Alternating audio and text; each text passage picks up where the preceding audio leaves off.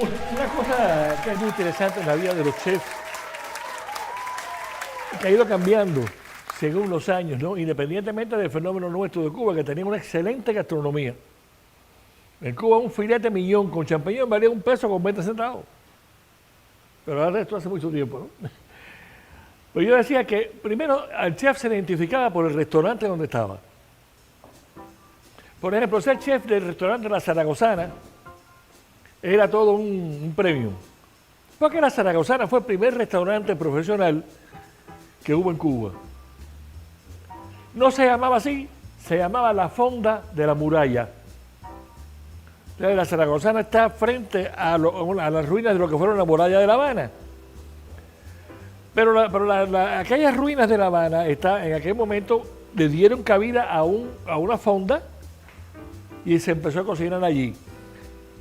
En 1930, o sea, un siglo después que se inauguró, ellos pasaron para el lugar que tienen actualmente. Y además compraron la casa que había sido de José Miguel Gómez, una mansión fastuosa que estaba en la desembocadura del río Mendares, y le pusieron a esa casa 1830, porque fue el año que inauguraron su primer restaurante.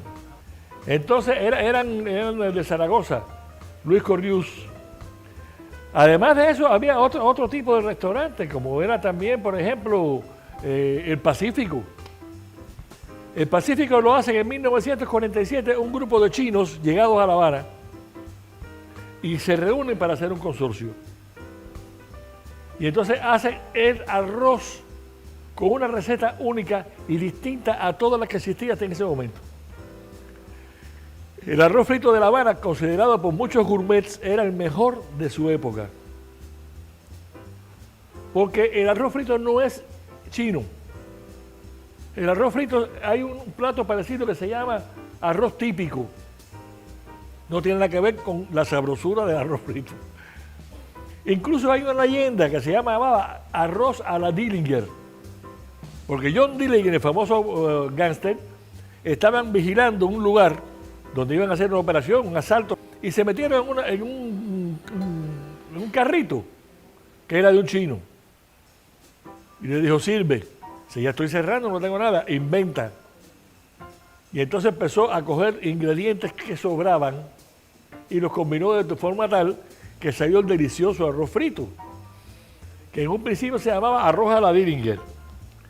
Por ejemplo, yo me acuerdo que había en Gariano y San Rafael un restaurante que era súper famoso en una época. Me acuerdo, cuando, la gente va a decir que es mentira, pero no es mentira. Yo tendría 3 o 4 años y me acuerdo perfectamente de ir a ese restaurante. O sea, esto es cuando el morro era de Guano, más o menos. Entonces, ese restaurante se llamaba La Isla.